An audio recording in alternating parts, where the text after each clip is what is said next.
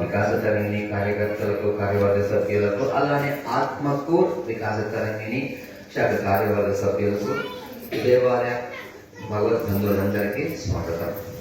ఈ రోజు నిజంగా ధనుర్మాసంలో 8వ రోజు నాడు మన వేణుగోపాల స్వామి ఆలయానికి శ్రీ శ్రీ శ్రీ స్వామివారు రావడం మన అదృష్టం. సేవగా భాగవత సేవ కార్యక్రమాన్ని నిర్వహించడానికి శ్రీ శ్రీ శ్రీ స్వామివారి ఇక్కడికి రావాలి. యాక్చువల్ గా కొన్ని అనివార్య కారణాల ఆ కార్యక్రమంలో అప్పుడు రాలేకపోయినందుకు తిరిగి వారికి ఈరోజు ఆచార్య సేవగా భాగవత సేవ ఈ కార్యక్రమం ఏంటంటే మా వికాస తరంగిణి ఏంటంటే చిన్నజీయ స్వామి వారి 69వ తిరునక్షత్రోత్సవ సందర్భంగా కార్తీక మాసంలో 1 నెల రోజులలో దేవాలయాలు చూస్తున్నాం. ఇప్పుడు చాలా దేవాలయాలు ఏంటంటే ఆగమ శాస్త్ర ప్రకారం నిర్వహించే ఆచార్యులు అర్చక స్వాములు లేకపోవడం వల్ల కొన్ని ప్రశ్నలు ఉత్పన్నమవుతున్నాయి. దానికి సమాధానంగా శ్రీ స్వామివారి సూచన మేరకు మా వికాస తరంగిణి కార్యకర్తలందరూ చిన్న దేవాలయాలకి మనందరికీ తెలుసు మాధవ సేవ అని చెప్పేసి అంటూ ఉంటారు. కానీ అలా కాదు. ఎందుకంటే ఒక్క కొన్ని చెట్ల నరికేది మనిషి, పొలాలు పంటలు ఏంటంటే వాటికి రసాయనాలతో కలుషితం చేసేది మనిషే,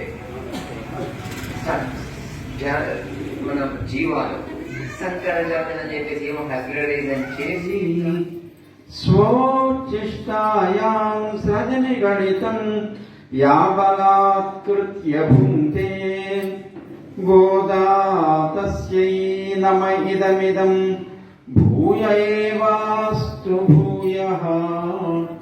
కాశ్యపాన్వయ సంజాతం నారాయణ పదాశ్రితం శ్రీమన్నారాయణం వందే యతీశ్వర శ్రీయాజుషం. ఓం అస్మద్గురుభ్యో నమః. జై శ్రీమన్నారాయణ. ప్రియ బంధువులారా, భగవన్నామంతో ఈనాటి సాయంకాలపు కార్యక్రమాన్ని మనం ఆరంభించుకుందాం. జై శ్రీమన్నారాయణ, జై శ్రీమన్నారాయణ.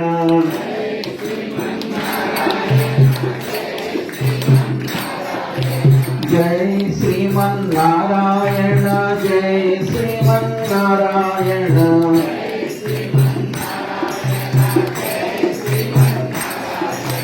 జై శ్రీమన్నారాయణ, జై జై జై.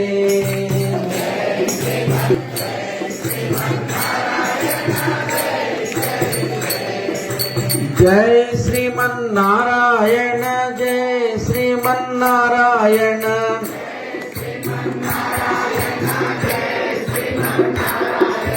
జై శ్రీమన్నారాయణ, జై శ్రీమన్నారాయణ.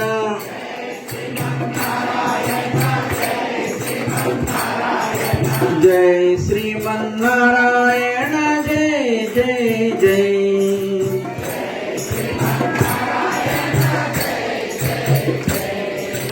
జై శ్రీమన్నారాయణ, జై జై జై.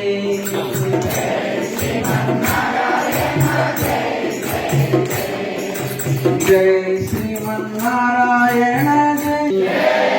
బోల్ గోదామాయి కీ, బోల్ భాష్యకార రామానుజాచార్య స్వామి జీ మహారాజ్, बोल जीयर स्वामी जी महाराज की, बोल सनातन वैदिक धर्म की, बोल समस्त भक्त वृंद की.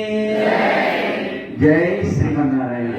ఆచార్యుల యొక్క ముఖ వికాసానికో లేదా వారి మీద ఉండే అభిమానం చేతను లేదా నిజంగానే సేవ పట్ల మనకుండేటువంటి ఒక శ్రద్ధ చేతను మనం వికాసతరిణి ద్వారా కొన్ని కార్యక్రమాలు చేస్తున్నామంటే అవన్నీ కూడా ఒకనాడు ఆనాచరించి పిల్లవాడికి సంస్కారాన్ని, పిల్లవాడికి తాను బ్రతికేటువంటి విధానాన్ని నేర్పించడంలో అమ్మే ఎప్పుడు మొదటి గురువుగా ఉంటుంది. కనుక తాను భగవంతుని చేరాల్సినటువంటి అవసరం అమ్మకు లేదు. ఎప్పుడు భగవంతుని వీడకుండా ఉండడమే అమ్మకు ఉండేటువంటి ఒక లక్షణం. విద్య ఆనపాయిని ఇందాక చెప్పుకున్నా. కనుక మన కోసం తాను ఈ లోకంలో అయోనిజగా ఒకనాడు సీతమ్మ రావణ కుంభకర్ణాది రాక్షస సంహారం కోసం రాముడుగా భగవంతుడు అవతరిస్తే రాముణ్ణి ముందుకు నడిపించడం కోసం రావణాసుడి చెరలోకి తానే చేరి రాముడి చేత రావణ కుంభకర్ణాది రాక్షస సంహారం చేయించడానికి కారణం అవుతూ జనకుడు యజ్ఞభూమిని దున్నుతూ ఉంటే అయోనిజగా తాను ఎలా లభించిందో, విష్ణు చిత్తులు అనేటువంటి మహనీయులు ఆళ్వార్లు భగవంతుడికి తాను సమర్పణ చేసేటువంటి పుష్పాలు, తులసీ దళాలు సేకరించడానికి ఒక ఉద్యానవనాన్ని, ఒక తోటను పెంచి ఆ తోటలో తులసి పాదులు తీస్తుంటే అమ్మ తాను లభించింది. స్వామికి మాలను సమర్పణ చేసేటువంటి జీవనమే విధానంగా కలిగినటువంటి వారు కనుక ఆ శిశువుకు కోదై అని పేరు పెట్టారంటే మాలిక అని అర్థం.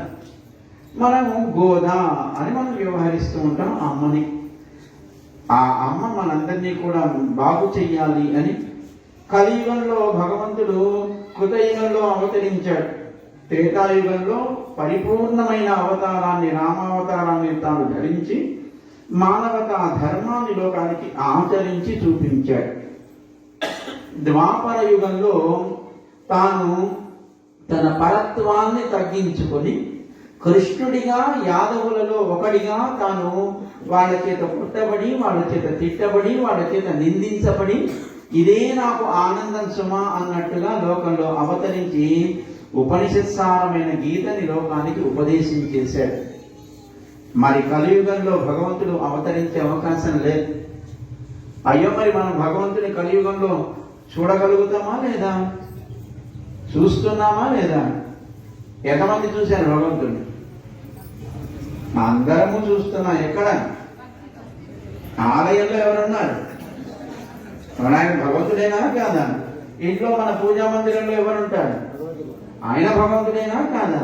ఓ పటము, ఓ విగ్రహము, ఓ ఏదో ఒక మట్టితో తయారు చేసిందో, లేదా ఒక శిలతో మనం చేశామనుకుంటున్నదో, లేదా ఒక దారువో, ఇవన్నీ కూడా భగవంతుడు తానై ఉంటాడు అర్చారూపంలో మన మీద ఉండేటువంటి అవ్యాజ్యమైనటువంటి కరుణ చేత. ఎందుకంటే ఈ యుగంలో మనం ఆయన్ని నేరుగా దర్శించలేం కనుక మన మీద ఉండేటువంటి ఆ వాత్సల్యం చేత మనను ఎడబాయడం ఆయనకి దుఃఖం కనుక, ఆయన ఎడబాయడం మనకి పెద్ద దుఃఖం కాదు. ఇదే సుఖం, ఇదే భోగం అనుకుని ఈ సంసార వెనకాతల, ఈ ప్రకృతి వెనకాతల పరిగెత్తే మనకి తెలియటం లేదు. కానీ ఆయన మనను ఎడబాయడం ఆయన దుఃఖంగా భావిస్తాడు. ఒక తల్లి పిల్లవాడిని ఎడబాసినప్పుడు తల్లి దుఃఖిస్తుంది, కానీ ఆడుకునే వాడికి తల్లి దూరంగా ఉన్నా పెద్దగా దాని విలువ తెలియదు. చూడండి, ఆడుకున్నంతసేపు ఆడుకుంటాడు వాడు, ఆట అంతా అయిపోయిన తర్వాత అప్పుడు అమ్మ గుర్తు వస్తుంది. మనం కూడా సంసారంలో ఆడుతూ ఉన్నాం, ఎప్పుడు కష్టం వస్తుందో అప్పుడు ఆట అయిపోయినట్టు, అంటే మన ఆట అయిపోయినప్పుడు అప్పుడు ఆయన ఆట మొదలవుతుంది, అప్పుడు ఆయన గుర్తొస్తాడు. అలాగే లోకంలో పిల్లవాడు తల్లి పట్ల ప్రేమ ఉన్నప్పటికీ తల్లిని వ్రతంలో ఓ 10 మంది గోపికలు నిద్రపోతున్నట్టుగా చూపించింది అమ్మ. ఎవరు వీళ్ళంతా? కృష్ణుడు మన్ని కోరుకునేవాడు, మన కృష్ణుడి దగ్గరికి వెళ్ళక్కర్లేదు అనుకునేవాడు వీళ్ళంతా. అంటే పూర్తిగా కృష్ణుడి మీద విశ్వాసం కలిగిన వాళ్ళు, కృష్ణుడే వీళ్ళ మీద వ్యామోహపడేట్టుగా ఉన్నవాళ్ళు. అలాంటి వాళ్ళని మనం వ్యాఖ్యానకర్తలు, ఆచార్యులు, ఆళ్వార్లుగా పరిచయం చేస్తారు. వాళ్ళని ముందుంచుకొని ఒకవేళ మన పాటికి మనం వెళ్ళిపోయామనుకోండి కృష్ణ భవనానికి, వెళ్ళిన తర్వాత ఏమయ్యా ఆ గోపిక రాలేదా, ఈ గోపిక రాలేదా అని ఆయన ముఖం తిప్పేసుకుంటే, కనుక మనని కూడా ఆయన అంగీకరించాలంటే ఆయన ఇష్టపడే వాళ్ళు ఉండాలా ఉండాలి. ఇప్పుడు చూడండి, ఈ జిల్లాకి డాక్టర్ గారు వికాసగిరి నిర్వాహకులుగా స్వామివారి చేత నియమించబడ్డారు. ఎప్పుడైనా మనం వెళ్ళి స్వామి నేను ఫలానా అని చెప్తే, ఆహా మీరు ఏ ఊరు, ఎక్కడి వారు అని పరిచయం కూడా ఉండదు కదా. అదే స్వామి మేము వరంగల్ అండి, ఇప్పుడు డాక్టర్ గారి ద్వారా వచ్చామండి అన్నాం అనుకోండి, వెంటనే అంగీకరిస్తారా లేదా? కారణం తాము అభిమానించే వ్యక్తుల ద్వారా మనం వెళ్ళడం మనకు క్షేమం తప్ప, మనం మన పాటికి మనం వెళ్ళిపోతే ఒక్కొక్కసారి వాళ్ళకి పరిచయం ఉండకపోవచ్చు, లేదా వాళ్ళు మనకి పట్టించుకోక చాలా చక్కగా స్పష్టంగా చెప్పింది. కనుక అమ్మా, మన వాళ్ళంతా చాలా మంది ఇప్పటికే బయలుదేరారు. పోవాన్ పోగిందారై పోగామాలు కాతు మిక్కుళ్ళై పెళ్ళైగడం, వెళ్ళాలనుకున్న వాళ్ళంతా వెళుతున్నారమ్మా. కానీ నువ్వు లేకుండా కృష్ణుడి దగ్గరికి వెళితే ప్రయోజనం ఏముండదు, అందుకు అని ఉన్నయి కూవాన్ వందు నిన్ను పిలుచుకొని నీ ద్వారా కృష్ణుడి దగ్గరికి వెళ్ళడం కోసం నీ ఇంటికి వచ్చి నిన్ను లేపుతున్నామమ్మా అని అడిగి అమ్మ లోపల ఉండేటువంటి నిద్రిస్తున్న గోపికకు చెప్పింది. అంటే నిజమేనయ్యా, మరి ఆ రిజిస్ట్రేషన్ ఎలా ఉంటుందో దాంతో పాటు మనకి ప్రతిరోజు వాళ్ళు 2 శ్లోకాలు మన ఆర్గనైజర్స్ పోస్ట్ చేస్తారు.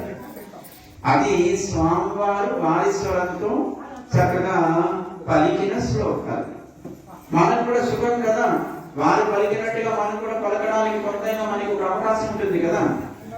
అది మన ఉదయం కూడా 2 శ్లోకాలు మనకి పంపిస్తారు. వాటిని కొంతవరకు మనం నేర్చుకునే ప్రయత్నం చేస్తాం. కానీ మనకి అప్పటికి మనకి కొంచెం అర్థం కాని కొన్ని ఉంటాయి, పదాలు కలిసిన పదాలు ఉంటాయి, వ్యాకరణ అంశాలు ఉంటాయి. కనుక పదాలు విడదీసి ఒక్కొక్క పదం మనకి తెలిస్తే అర్థం మనకి మరింత తొందరగా తెలుస్తుంది. అందుకోసం సాయంకాలం పూట 8-8:40 మధ్యలో కొంతమంది మనకి